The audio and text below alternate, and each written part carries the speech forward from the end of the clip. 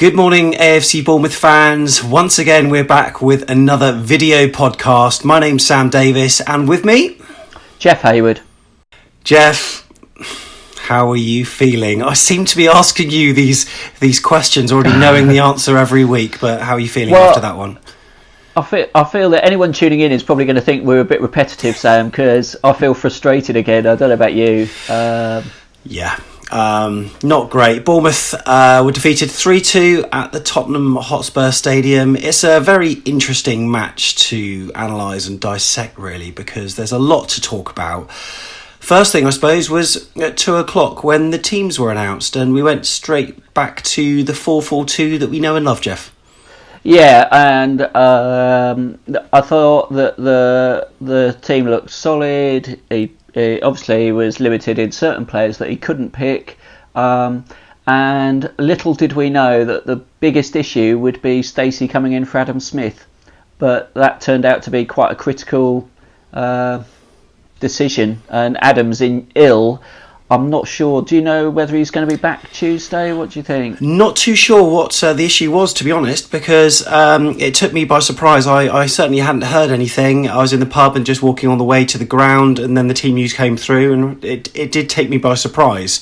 However, when I looked at the rest of the squad, obviously the rest of the back four was exactly the same. Really thought that Gosling would have been utilised, but he went with Lewis Cook. Danjuma and Fraser, which I think we called. We said that Harry Wilson probably wouldn't start, and then it was a case of Solanke being up front with Callum Wilson. But I must admit, I was fairly happy with what I saw. You felt that we were going to go for it with that team. We were going to be a bit more attacking, which, as it turned out, was the way that we did play. So it was a bit like the jigsaw being thrown up. Came down with different pieces in different places again, just a few slight tweaks. Same result, though, at the end of the day.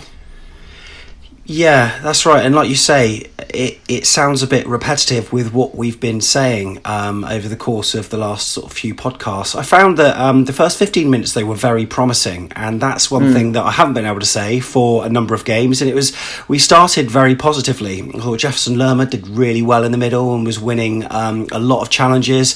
And he seemed to be sort of combining well with Lewis Cook, who was spreading the ball out wide. And even Jack Stacey was getting into very advanced positions. And I thought, that's really good to see his confidence in getting forward there. And he even had a shot on goal in the first half, which, we will, of course, come on to.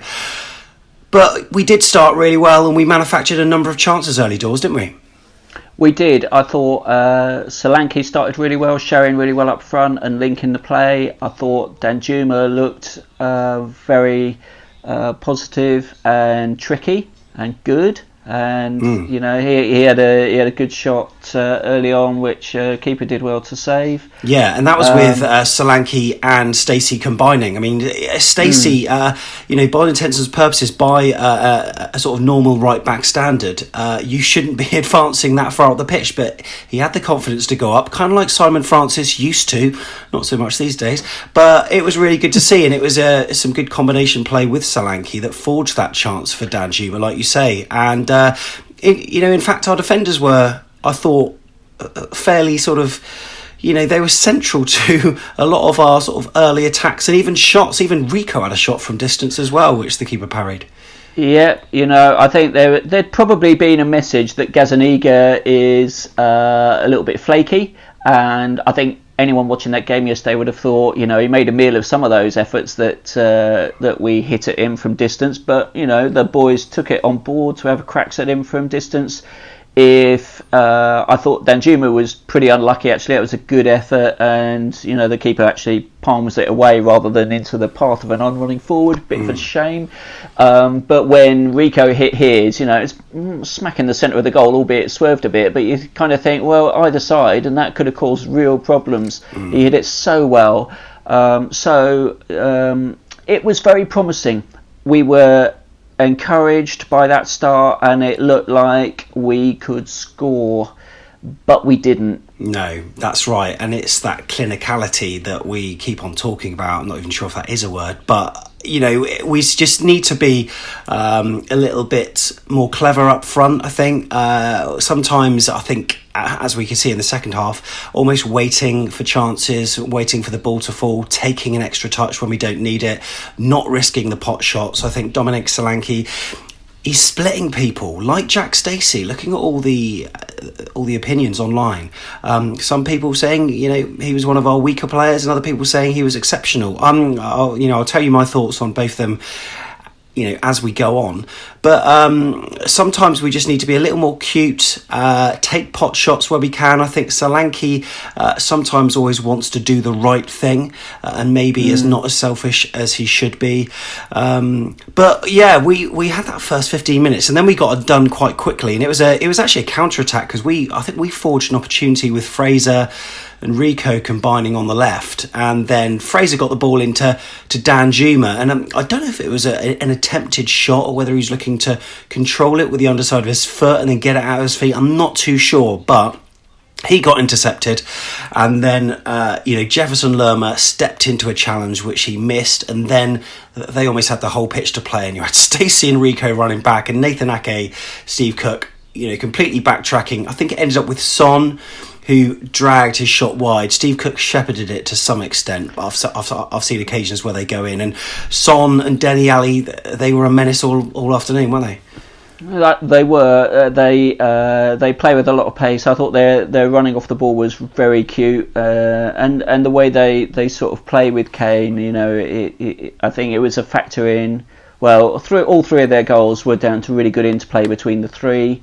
Albeit we make it easy for them as well, and yeah. Shall we come on to the goal? Can I talk about the goal? Yeah, we will. Okay. All I would just say actually though is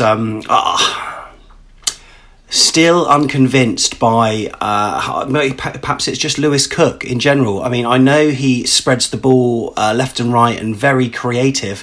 However, I don't think he works particularly well with Philip Billing because they're too similar. But one thing I thought with Lewis Cook, in a couple of the games earlier this season, he's been very deep, but in this game, he seemed to be a little bit more advanced. And Jefferson Lerma, like for instance, that first attack where Son pulled it wide, you had Lerma and Cook in very advanced sort of positions. And I thought that Lerma, he's not the type of player who'll be maybe 10 yards with the ball in front of him. He won't wait for them to sort of attack.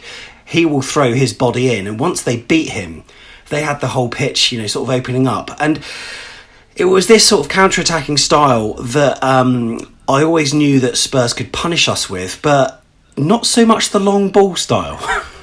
No. I think we were a little bit caught in two minds into how to play against them. Did you get a sense that we would be more pressing than we were? Because you look at that goal and you think, Alderweireld he's got an eternity to look up and pick that pass. I mean, there's no closing him down. There's no pressure on the ball, and it just felt that we could have actually put them under more pressure. I don't remember Callum being so kind of off the pace in that sort of regard, because he used to be a right pain in the backside for defenders. Pushing onto the centre half, and okay, maybe he's lost half a yard, maybe he's not fully fit at the moment, but it just felt a bit unusual that they had so much time, and not only once but twice did that happen in the game where they pick us off like that. Same kind of play, pretty much. Not enough pressure on the ball. It's a long ball, and Stacey, I think, gets caught a little bit. In fact, it's sort of between Stacey and Cook, and again, I think maybe by losing Adam Smith, Stacey coming in his first game for 2 months, he's a little bit rusty. That sort of defensive four isn't quite as connected as they ought to be. Lack of communication, whatever else. Son, actually, I think, there's lots of people saying, "Oh, what a fantastic touch." He miscontrols it, and it just it fell into Ali's path really fortuitously. but couldn't miss really, could he? No, I'm not a subscriber to the train of thought that he meant that touch, because he wanted to run onto it himself, and it was just by fortune that Dele Alli was there alongside him, and it was an easy slot home. I wonder if it was a case of just Eddie not expecting them to do that, because Spurs aren't a team that are famed for this sort of direct style. But it was really interesting to see the running off the ball, because there were so many times that the Spurs attackers were between our lines, and that's where I honestly thought it would have been so much better to have that extra man in midfield. And Lewis Cook, early in the season, he's played deeper.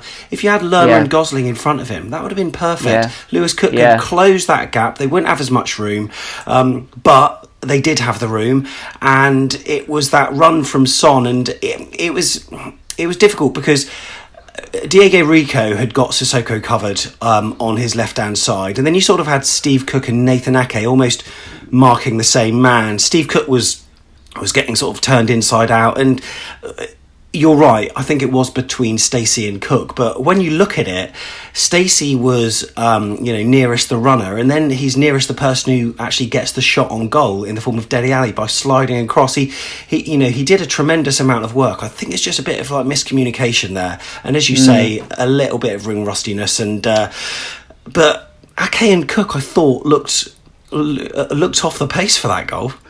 They did. Ake was sort of slightly caught on his heels as well. He's not quite where he ought to be to stop the ball when it comes across to Ali. He should be there cutting that ball out rather than chasing to catch up. Which I think it speaks of miscommunication. Two things though, I'd say. Number one, when that ball is hit, I think as a back four, if you're a confident back four playing as a unit, do you remember the old Arsenal offside? Where they all see that pass coming and step forward as a unit. Yes. That is offside. Exactly. Yeah. Number one. And number two, after the game, Eddie says, we knew they were going to do that, and we'd been working on it, not that you'd have noticed. No. I mean, he says that in his interview afterwards. Check it out on AFCB TV, and I thought...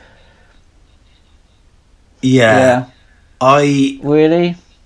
I found that... there were a number of circumstances where, we were a little bit naive. Now, I'm trying to recall the order of how things happened, but I know that they had a penalty claim. Maybe this happened a bit later on, I'm not too sure. That was when Steve Cook handballed it, and it was handball, but it's not one of your clear and obvious errors. I always thought that VAR was, if it's handball, it's going to be given, but obviously that's not the case, and it's just if the referee doesn't give it and there is a margin of error, then it's not going to happen. Yeah. Actually, it's only handball for if you're an attacking side and you score and it hits you on the hand. It's no goal, which is how they got a goal ruled out because Sanchez handballs it, doesn't he? So. But if you're a defensive player, it's got to be hand moving definitely towards the ball and Cookie save, because basically he's doing one of his last ditch tackles and it's sort of hands there, but it's actually quite close to his body. But he didn't actually move it towards the ball. Could have been given, but it wasn't. With regards to the Spurs goal though that was disallowed, I don't think match of the day represented what happened very well at all, because the referee blew the whistle and he gave a free kick, but as far as match of the day represented it, it was almost like the goal was given and then it went to VAR, but it wasn't given. There was a little bit of delay, but then the referee ruled for a handball. But what really struck me was the fact that the Spurs PA, despite the fact it was announced for handball, they went and announced the goal scorer anyway, Sanchez, which, I'm just glad the decisions are made at Stockley Park and not by the ref on a pitchside monitor, because when you've got 50,000 excited home fans thinking you're 2-0 up, having to overturn that decision would cause a lot of, furore. I don't know why they announced it when it was clearly it's handball. Surely if it's overruled, then announce it, but not like that. They've got form, haven't they, at Spurs? They should remember earlier in the season. No surprise, but it was rightly chalked off, and I think all the Cherries defenders were clear he handballed that, and it was going to be turned around. So I don't know. Obviously, it was different in the stadium, but it was fairly relaxed watching it, being aware of it from the other side, thinking, nah, that's not going to get given. Yeah. So, Well, I've got to say the famous atmosphere at the Tottenham Hotspur Stadium. I don't know where it was. It was like being at the Emirates at times.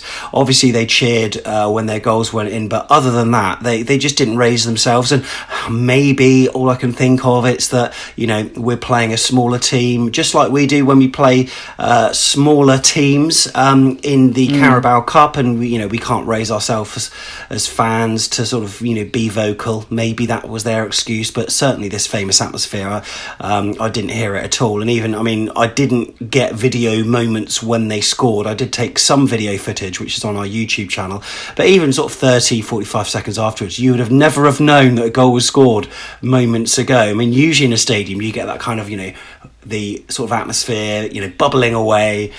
None of that at all. So I was really surprised.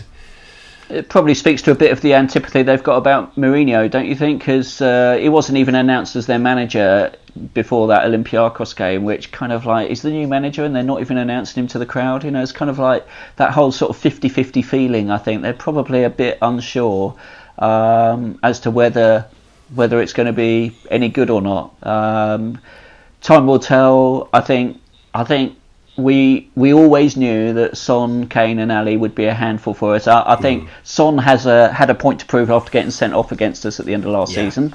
And I think Ali always fancies it against us. I think he's one of those players who kind of likes to be superior, likes to be the star, and I think he feels against us that he's got the measure of our back four, and that if he actually gets on the ball, he can cause trouble, and he raises his game as a result. I thought Kane is a bit like that too.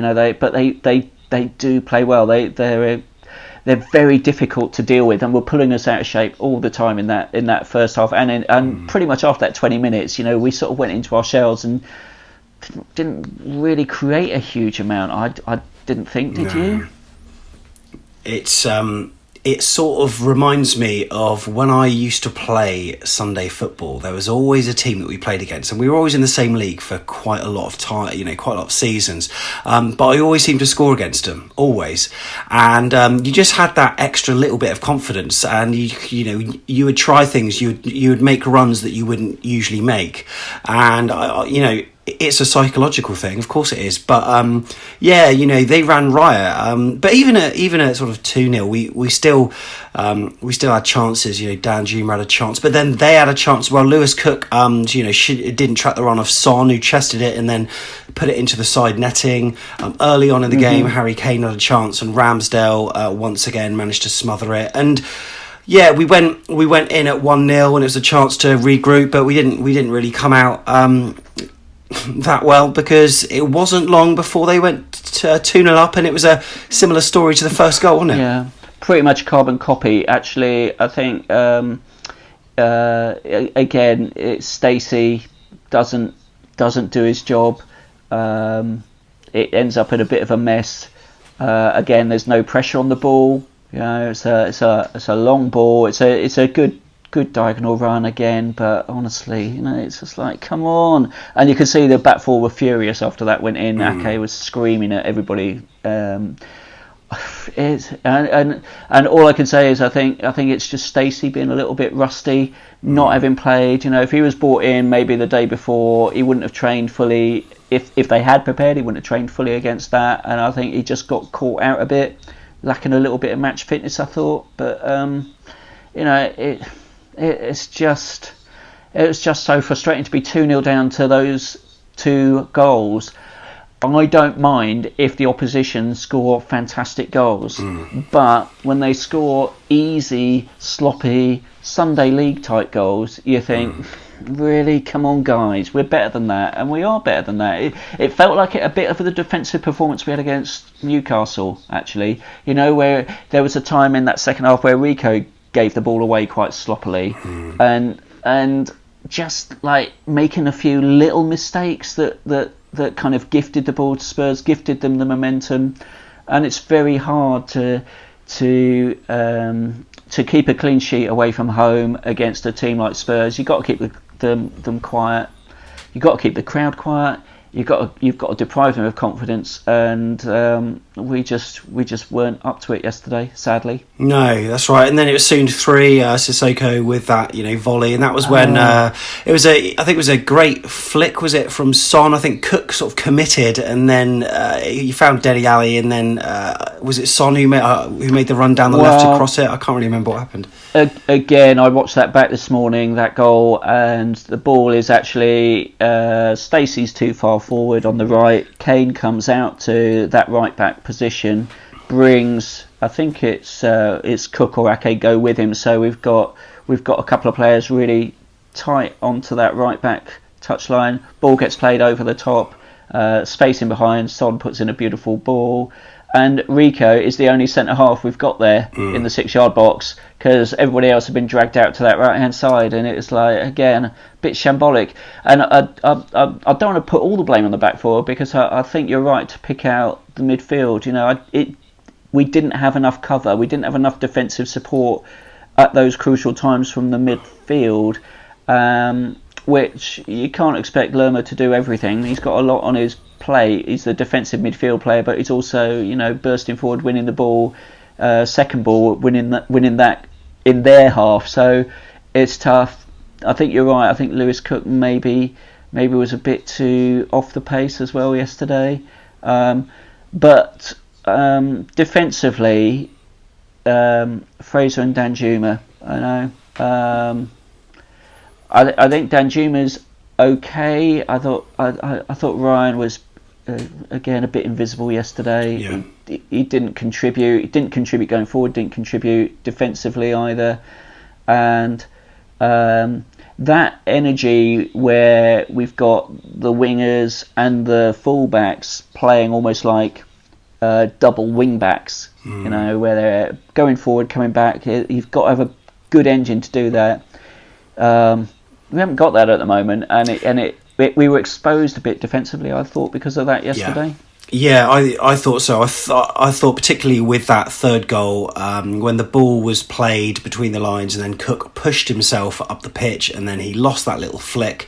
He was in no man's land, and then you had Ake pretty much doing what he could in terms of trying to prevent Son from crossing it.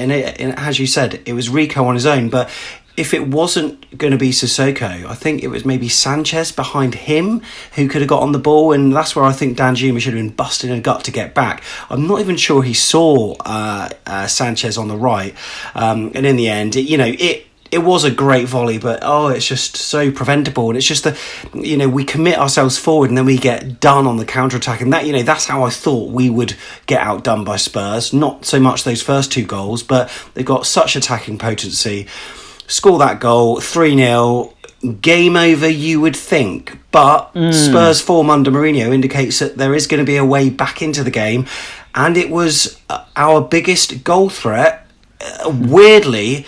Top scorer, yet also a player that's been absent in terms of general performance so much of the season. I can't explain it, and I just wonder whether this is the issue with Dom Solanke.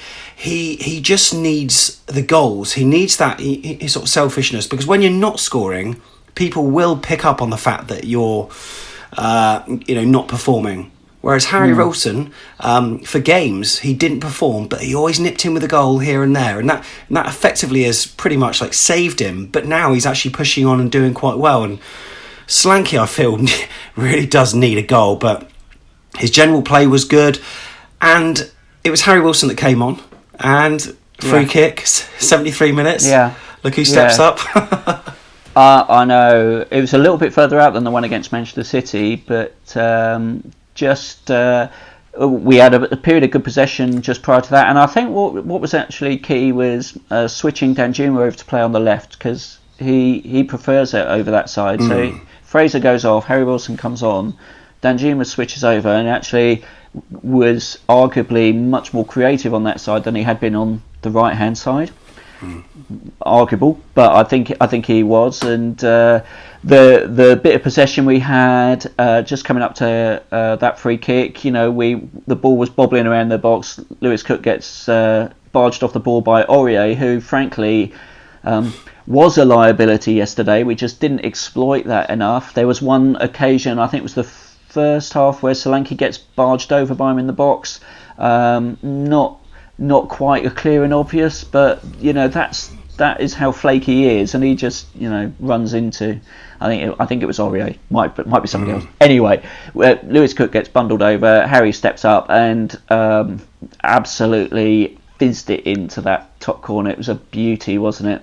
Yeah, really good goal. When I saw it, I wasn't sure if it was in at first. I thought it maybe sort of hit the sort of top of the netting, but yeah, it was a great free kick, and it's funny. It's almost like having a penalty. He's got that kind of scoring ratio. It's probably about 50-50 on the sort of free kick tally for him, because he's always going to get a shot on target. But yeah, that was really good, and even before that we had chances when Dom Solanke had the ball on the right, managed to beat his marker and then lay the ball back, and I'm not sure if it's Gosling or whoever had the shot, but after that that goal, maybe it was afterwards, I can't remember, because Gosling came on for Lewis Cook after that and added a bit of stability in the middle. I thought made a difference, didn't he? Yeah, I thought so. Again, we've talked about Gosling last couple of weeks. What an asset he is. He's underrated, but yesterday he had two really good chances. There was that shot, you're right, the one that got blocked by Sanchez, and then a header that, again, I'm sure that's right. Everyone in the stadium thought he'd gone in, but it just for a fraction the other side of the post.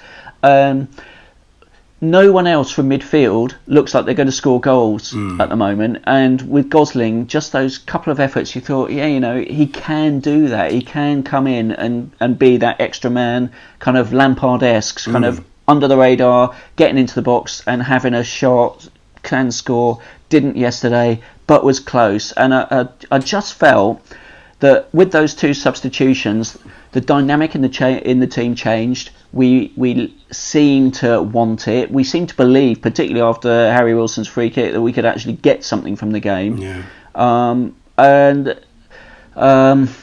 Completely like the West Ham game for Spurs, 96th minute, we actually do score a second goal. Great play from Danjuma. Again, getting in behind, pulling it back. Nice finish.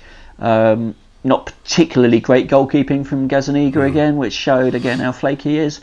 But then, oh my goodness me, after that, I mean, we've still got one more chance in us.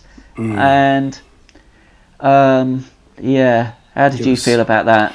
Yeah, it was at 3-2. The celebration, I've got to say, was very muted because we knew it was towards the end of stoppage time. We thought, how much time is there going to be? But I always thought, you know what, there's celebration's been about 30 seconds now. I reckon we'll get at least another 30, 45 seconds. And it wasn't long before that chance happened when Spurs partially cleared. They moved Ake up into the mid, and I like it when Ake pushes up because we know he's a goal threat as well.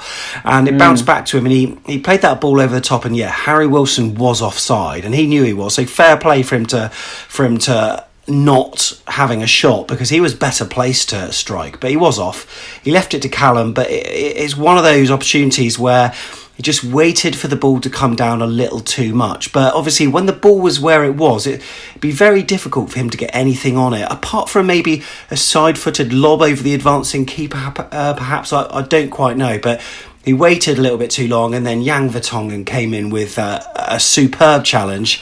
And then the ball dropped to Harry Wilson, and that was the second phase of play, so he'd have been all right. But once again, they just managed to get their foot on it and clear. And after that, I just thought, this is it now. But it could have been so different. These little moments, these little minutiae in games where things can turn. And we'd be coming away 3-3 thinking, you know what, that was absolutely fine. Great performance, good to get a point. But it's because we didn't convert. We're now all doom mongers, thinking that we're going to go down. I've seen the relegation word mentioned about 20 times on Twitter this weekend, and it's just like, yes, it's frustrating because we know we can do better, but we scored 2 goals at the Tottenham Hotspur Stadium. We showed flashes throughout that game. It was individual moments of lack of concentration from players that are fairly rusty. So I don't think we should all be worrying just yet. Yes, there are some games ahead of us which are going to be very interesting, which of course we'll be previewing. But I must admit, I came away feeling a little bit weird, and that's not for the first time this season. I can't say I overly enjoyed it. And there's not many matches this season where I can actually say that I have. My favourite comment was "so far but so near." That's how it felt. We were miles away at 3-0 when that third goal goes in. We were actually really close to them in that first 20 minutes, and arguably should have been a goal up. Then the last 20 minutes, we looked like we were a different team again, and it's that up and downness within a 90-minute period. What is going on? Why can't we get a consistent performance for an entire 90 minutes? Maybe Eddie should start each game by saying, right guys, you're 2-0 down and down to 10 men. Let's sort it out. Yeah. And that is the sort of mentality. I don't know what it is what it's going to take to get them going. I certainly think there were 2 players who were weak yesterday, weaker than all the others, and I'm you don't have to be a betting man to know who those are. And I think that if Josh King was fit, I'd be happy to give Callum Wilson a bit of a break, because Callum Wilson's always got that strength. His eye give for him goal. A break. Yeah, and Ryan Fraser, I would put Dan June wrong, because I thought he looked decent on the ball. He looked better on the ball than I thought. Held up quite well. Got back and stuck his feet in every now and then for little interceptions. And Harry Wilson, when he came on as well, I did think he did pretty well. I just don't know. What were your thoughts on Dom Solanke yesterday? Well, like I say, I thought he actually showed really well in linking the play. I've said before, I don't think he plays particularly well with Callum, and maybe what we need to do is just rejig things a bit. So if we play Josh King up front, I think that would be good. If we play Harry Wilson just behind him, I'd actually prefer that, and think that would give Harry a bit more of a role. He's the only one scoring goals in the team, pretty much. So let's get him more central, where he's likely to get more shots and be able to play those through balls. And then I think behind, we just need a slight rejig. I think absolutely Fraser needs to have a break. Danjuma should start on that left-hand side. Then it's the rest of the midfield is a bit of an issue, because we can play Lerma, we can play Billing, we can play Gosling, and we can play Lewis Cook. Well, they're all 4 of them as central midfield players. That combination of who are the best 2 out of those 2 central midfield players, I don't know, quite honestly. And then you've got to think, well, who are we going to play on the right-hand side? I don't think it works playing Adam Smith there in front of Stacey, but you might think about doing that. I don't know. Have we got another right-sided midfield player who could play a bit more of a defensive role rather than an attacking role? Because I think that's what we need. If we were to play Harry Wilson just off Josh King, I think it might be a different sort of style of attacking, and maybe that might suit the players better. I'm at a loss, really, Sam. You get this conversation, then there's a game. If it works, fantastic. If it doesn't work, we could be here again on Wednesday having the same conversation. Then we got Liverpool, and you think, well, what are the chances there? We could be looking at another 2 defeats coming up in the next 2 games, and we are in a bit of trouble. Yeah, we are, and we're us fans are sort of busy old singing Southampton get battered 9-0 at home, and mind the gap who knows where we're going to be by Christmas? It could be the other way around. But let's be positive and hope that we don't.